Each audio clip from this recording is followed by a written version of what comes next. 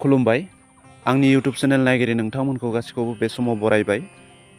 मैया 16 मार्चआव जालांनाय आसामनि जिथु रांबावजा जथुम, बे रांबावजा जथुमाव आसाम सरकारा मा बिथांखि फोसावखो, मा थांखि लाखो, बेनि सायाव बा बेनि मोननैसो आसनिखौ आं नोंथांमोननो फोरमायनो होननानै सानदों।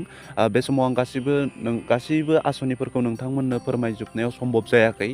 जिहेथु रांबावजा जथुम, बे रांबावजा जथुमाव मा आसनिफोरखौ फोसावखो, बेनि की हाइलाइट्सफोरखौ आं बुथुमजोबनो हायाखैसै। माखासे निउस मिडियाफ्रा फोसावनाय नि सायाव बिथा खालामनानै बा बिथांमोननिफ्रायनो आं कालेक्सन खालामनानै जाखिनि मोन्थिदों बेखौ आं नोंथांमोननो बे समाव फोरमायनो थाखाय आखायाव लादों।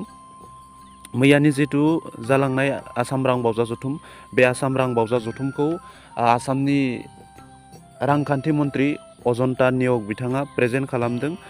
दा बिथांनि बिबुंथिनि गेजेरजों बा बिथाङा फरायथिनायनि गेजेरजों माखासे गुबुन आसनिफोरखौ बिथाङा फोसावनानै होदों। दा मा आसनिफोरखौ मैया फोसावनाय जाखो आसाम रांबावजा जथुमनि गेजेरजों, दा बेनि मोननैसो की हाइलाइट्स बा मोननैसो आसनिफोरखौ आं नोंथांमोननो बे समाव आं फोरमायनो सानदों।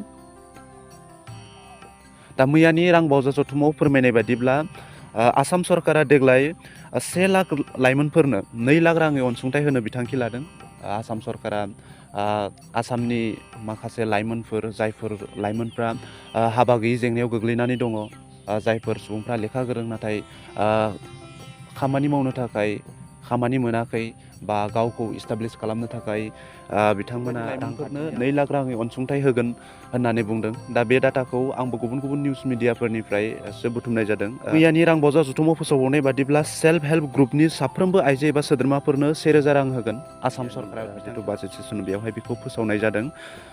थांखिया आसाम सरकारनि जिथु थांखि, बे थांखिया बेनो जे रायजोआव गासै 30 लाख आइजोफोरखौ माने एन्ट्रप्रेन्योर, माने फालांगिरि खालामनो बिथांमोना थांखि लादों।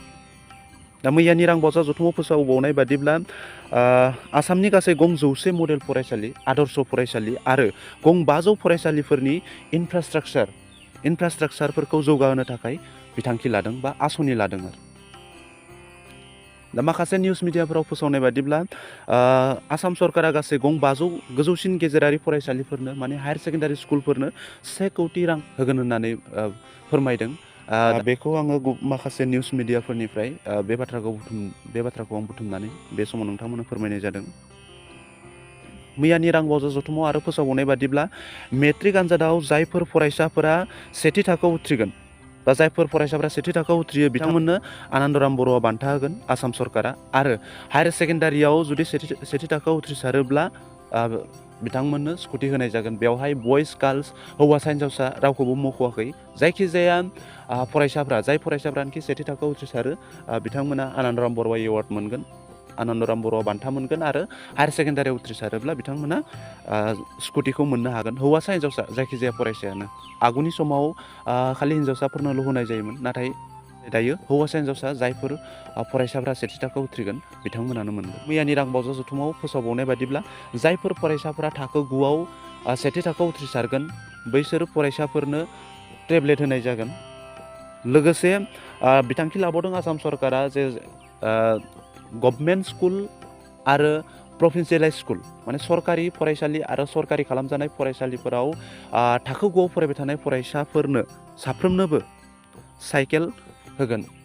बे बाथ्राखौ मैयानि रांबावजा जथुमाव फोसावनाय जादों। ग्रेजुवेसनसिम फराय बिजाबफोरखौ फ्रि एबा बेसेन नाङै खालामनो थांखि लादों। बे बाथ्राखौबो मैया आसामनि रांबावजा जथुम जिथु बाजेट सेसन, बे बाजेट सेसनाव बेखौ फोसावनाय जादों। आरो BPL फरायसाफोरनि थाखाय मुं थिसननायनि मासुल गैया, बिथांमोननो एडमिसन फ्रि। जायफोर फरायसाफोरा बेल' पभार्टि लाइननि सिङाव दङ, जायफोर फरायसाफोरा गोरिब रेखा हांखोनि सिङाव, बिथांमोननि थाखाय एडमिसना फ्रि, एडमिसननि थाखाय जेबो मासुल गैया। बे बाथ्राखौ मैया फोसावदों। अरुण'दय बिथांखिनि रांखौ 1400 रांसिम बांहोनो थांखि लाबाय आसाम सरकारा। जायफोर अरुण'दय आसनिखौ मोनो बा जायफोर अरुण'दय आसनिनि बेनिफिसियारि बिथांमोना फैगौ समनिफ्राय 1400 रां मोननो हासिगोन। आथिखालाव आसाम सरकारा 1250 रां होयो, नाथाय फैगौ समनिफ्राय 1400 रां मोनसिगोन।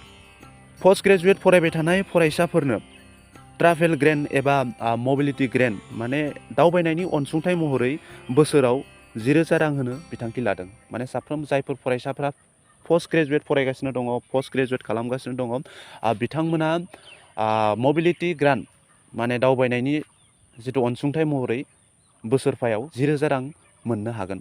आसाम सरकारा बेखौ मैया आसाम रां बावजा जथुमाव फोसावदोंमोन।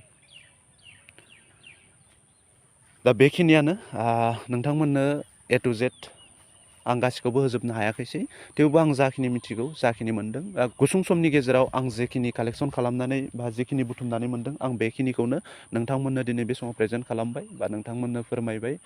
दा बेनि गेजेराव माखासे आसुनिफ्रा हयथ' गोरोन्थि जालांनो हागौ, ट्रेन्सलेसना गोरोन्थि जानो हागौ बा आंनि बुजिनायाबो गोरोन्थि जानो हागौ।